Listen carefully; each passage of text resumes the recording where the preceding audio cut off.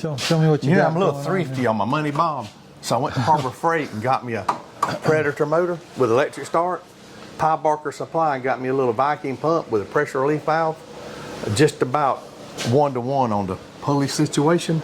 And 2 Cox hose reels. That's our feed truck. So about $2,000. Run 2 hoses at a time. 600 gallons of syrup. So that's an 1.5-inch gear pump? Yeah. That's a big gear pump. Yeah. So how long are your hoses? 100 feet. 100 feet, yeah. How many bees do you run in a yard typically? 80 to 90, 72 to 96 hives. Okay. Every what truck unloads. The truck dictates what. Truck dictates and what yards do. And on the gallberry, we back down to probably 48 hives to the yard. Just to get the best honey production. Yeah, right. So you used to make orange, but you're not doing that anymore. California. Goes to California instead of orange. So you go to California, you come home, and you get ready for gallberry. Black gum, Tupelo, gallberry. Then what do you do after the gallberry? After the gallberry, we'll send some bees to Michigan. Usually send me and my cousins. We try to send about 6 semi-loads to Michigan. And our guys go up there and work them.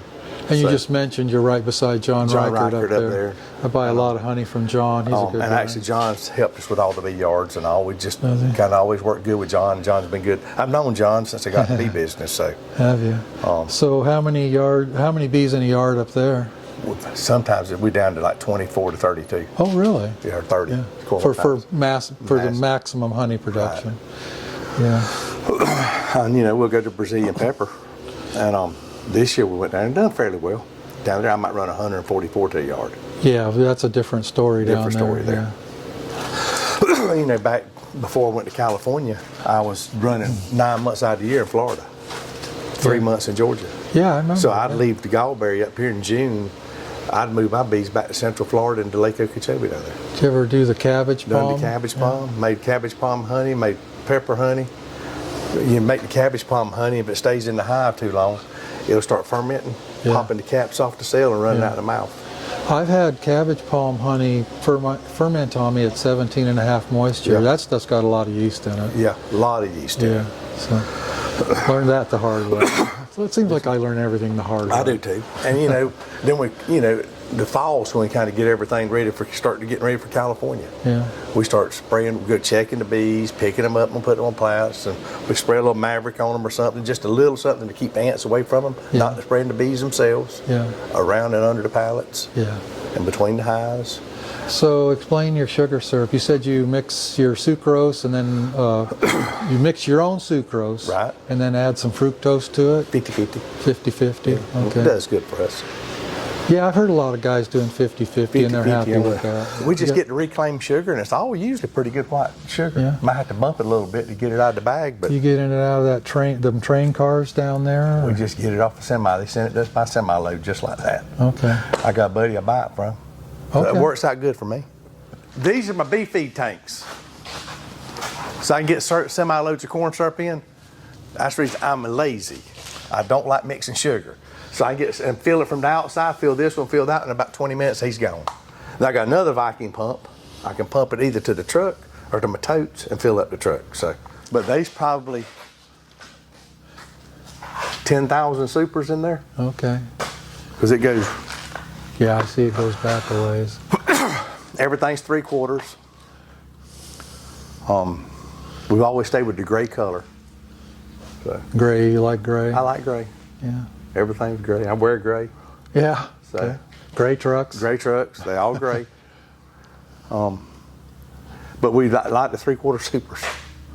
And I do have an air conditioner and a heater in here. Yeah, I see that. So, that's quite a system you got right over there. Yeah, I got one there and got one in my back room. Here's what it does. Down here in the south, we got beetle worms. Yeah. So when I pull honey, I'll turn the air conditioner down just as cold as I can get it. How cold does it get? Sometimes it'll get 60 in here. Is that cold enough to keep the beetles down? Them from doing anything. Oh, really? With some air circulating, so I keep that going. I thought it'd take 50 degrees to do that, but you're saying 60 works. I can do it 60. Okay. Then you got some big fans and... Got some fans I'll put in here just around the sides. Okay. We get pollen, which is Ultra Bee from Man Lake. You're buying Ultra Bee by the tote? By the totes. So what we do this for, we don't want to feed it too early, but our bees we bring back from Florida after the pepper, we bring them to the woods here around Fargo, and there's not very much natural pollen at that time, middle of November. So I don't want these, I like my Florida bees, as heavy as they come in here, to stay shut down a little bit longer. But then I want them, when the maple comes on around Christmas, I want them to already have some brood going.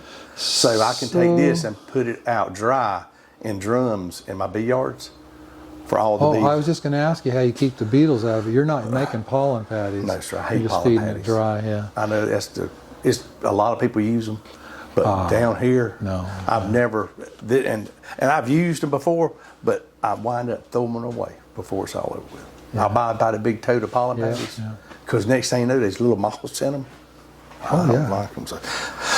But I get it from Man Lake. We just take a 55-gallon drum, pour about 5-gallon bucket at the bottom of it, and tilt it up where it can't rain and go in.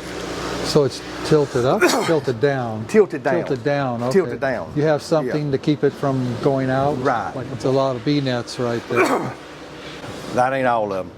Yeah, There's a damn thing full of them over here. So we used to buy 8-foot nets. Now we're buying 10-foot nets.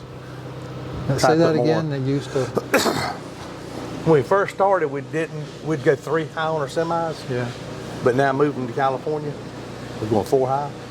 So we have to have 10-foot drops. So that deep in a 7 5/8, you can go 4 high. 4 high. Are these drop beds or regular standard beds? Regular standard bed. Okay.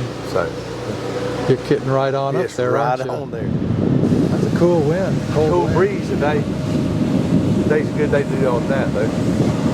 You really are in the middle of nowhere down here. I mean, Fargo's just 10 miles from Florida line. Yeah. 10 miles from Okie Swamp, 45 miles east of Valdosta. But we do have the Suwannee River running right through us here. Yeah.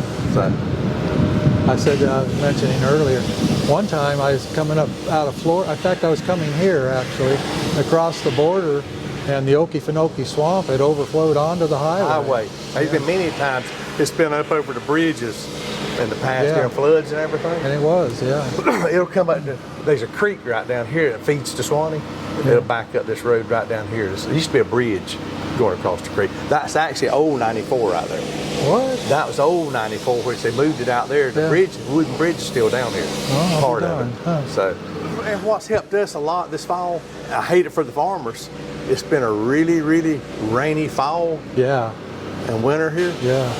and they can't get in the fields until that radish up, Yeah. and they just yellow fields of radish. Well, that's great for us. Yeah, it's great for us. I mean, I hate it for the farmers, but Yeah. it'll dry up and they'll be back out there. Yeah, by June they'll be wishing it Yeah. rained. So. Yeah, there's water everywhere. It's everywhere we go, it's swamp. That's swamp right there. That's swamp That's right there. swamp right there. Now fix to stop them from pressure washing, and let's go out to my semi-loading yard. Okay. And you can see how they blow them off and spray them. Is that saw palmetto across the street? Saw palmetto and gallberry. Oh, let's go look at a gallberry plant real close. We're looking at 80% gallberry. 80% gallberry. Some red bay out there. Probably some palmetto on out there. But look up the road here somewhere. You know, people don't like the color of red bay, but I think the flavor's okay. The flavor of red bay, the only thing about it gets darker, I think. It gets real dark. It gets real dark and it gets dark quick. Yeah. But the flavor's fine and everything. If it's mixed with other stuff, Yeah. really, you can't hardly tell it. What date does red bay bloom? The last of May, 1st of June. So it's real late. Real late. Right.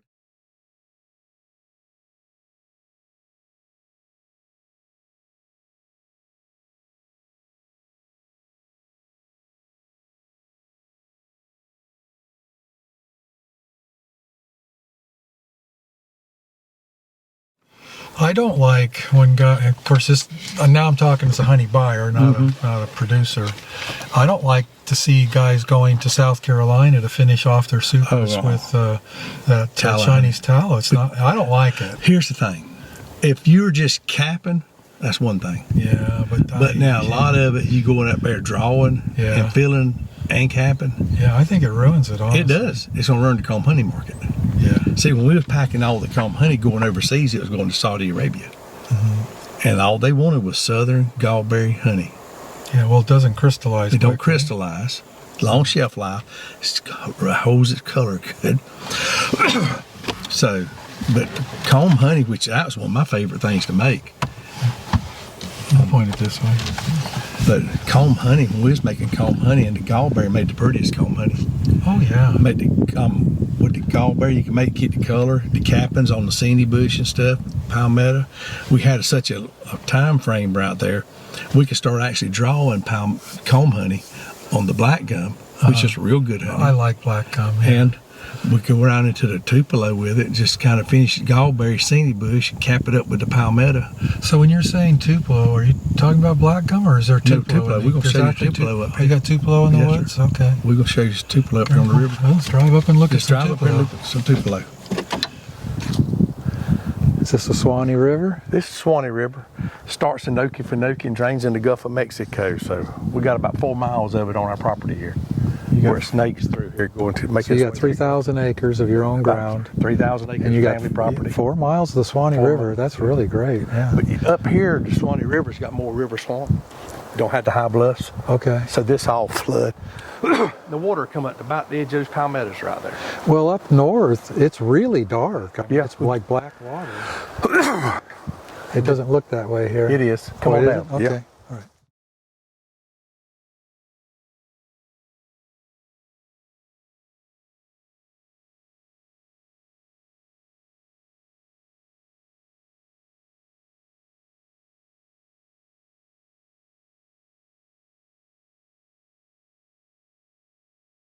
Then it kind of sticking out in the river this way. Bunch of limbs. That's a Yeah. tupelo tree. That's a tupelo.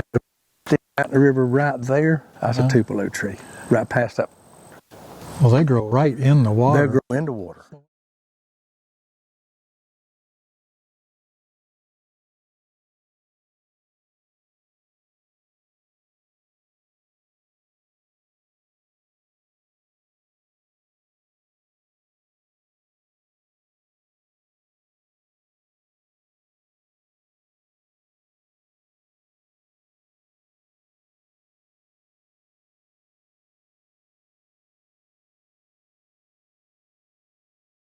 See the one with the tassels? What's that Yeah, tree? some kind of gum tree. Gum Sweet tree? gum. Sweet gum.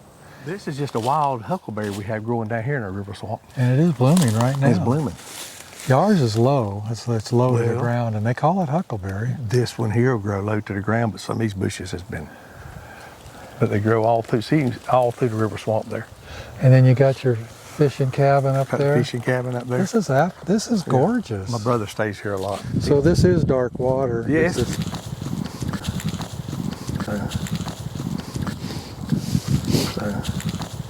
But we do have a lot of tupelo up and down the river, and on the ponds and sloughs and stuff. There's a lot of tupelo in the river. We don't have enough tupelo to classify it as tupelo like they do with the panhandle, Bob. So this dark water has very little or even none, I've been told, bacteria and stuff. It's very, You can drink it. yeah, you can drink it. Yeah. When I was growing up, we didn't have bottles of water.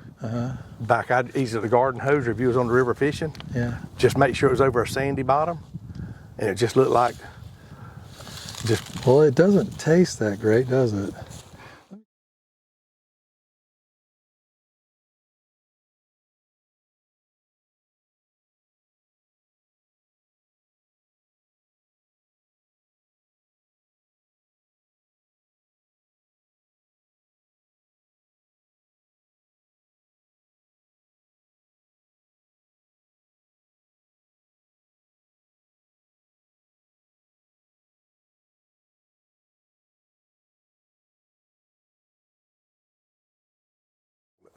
Well, this is absolutely gorgeous. And you know, I grew up my life here, up and down the river fishing.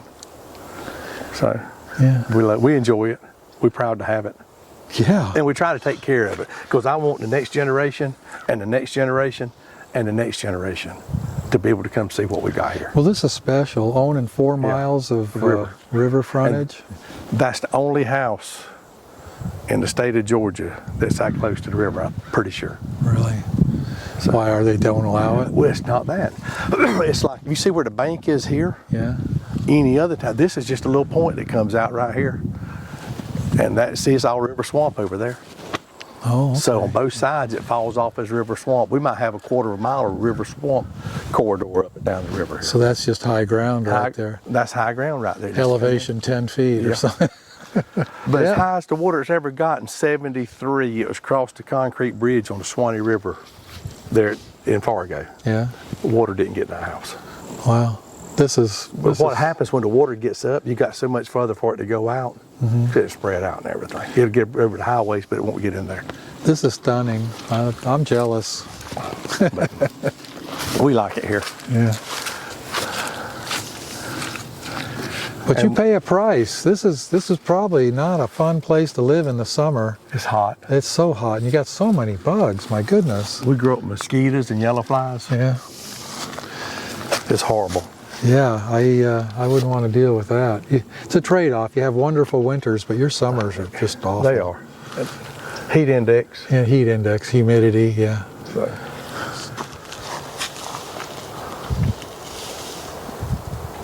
I've been down here in the mornings, pulled down when the river was down low, and this, I mean, real low, and the steam coming up off of it, going up and down the river about daylight in the mornings.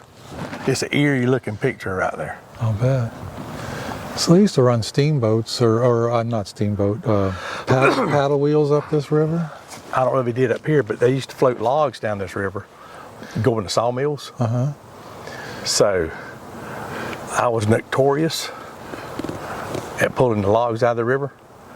So the house at the river at Steenhatchee, the floors in that house are made out of flooring I had cut out of logs that were floated down the river, going to the Suwannee, going to just different sawmills, going down the Suwannee. So were you? So okay, you were taking logs, just going out and picking them up. What it is that when the river gets down really low here, we can drive a tractor or side by side up and down it, and you'll just find the logs you want to axe cut. Some of them's axe cut, some of them's, and we'll go back to the office if y'all want to take some pictures. I got some really pretty going up my steps. Got a cat face on the side of them.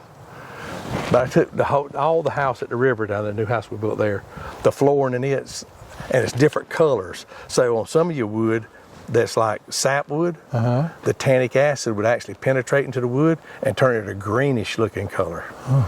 If it's lighter, hard, I mean real fat wood, it wouldn't color it. So it's kind of mixed up when we put that in the floor down there. Well, this is the definition of peaceful right here. Yeah.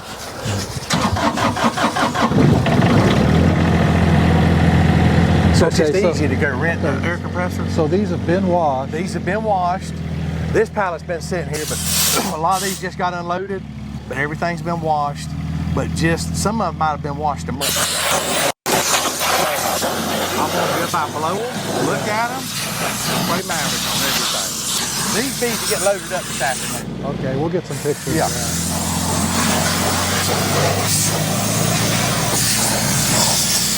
Even though that pallet's not going, it's getting blowed off its prey. Not a single blade of grass, right? Nothing. We don't want anything. No ants. I don't like ants. So, you know, and in the summer, there's some ant bait we put out. Just to kind of keep them out of the yard. You know, ants, they gonna build a nest on a hive of bees. I don't care what you do. So easy to keep them up off the pallets helps all that. There's a lot of them stays on pallets when we go to Brooks County all summer long. Easy to work, especially when you pull them down to the single store. Yeah, I'll tell you, I shouldn't admit this, but at my age, if I spend all day working singles on pallets on the ground, my back's killing me. Yeah, mine too. So what we're trying to do is put everything, and what I want to do is get my pallet guy. I got a pallet guy right down the road from the house. I want him to build me a little pallet just made to sit pallets on. Yeah. A pallet for a pallet. Yeah. You know, it's not quite as wide as my runner. Wide. That way, and leave them in the bee yard one. We're starting to use landscape timbers, just 2 landscape timbers. Just that extra 3 or 4 inches makes a difference. Down here we got rattlesnakes.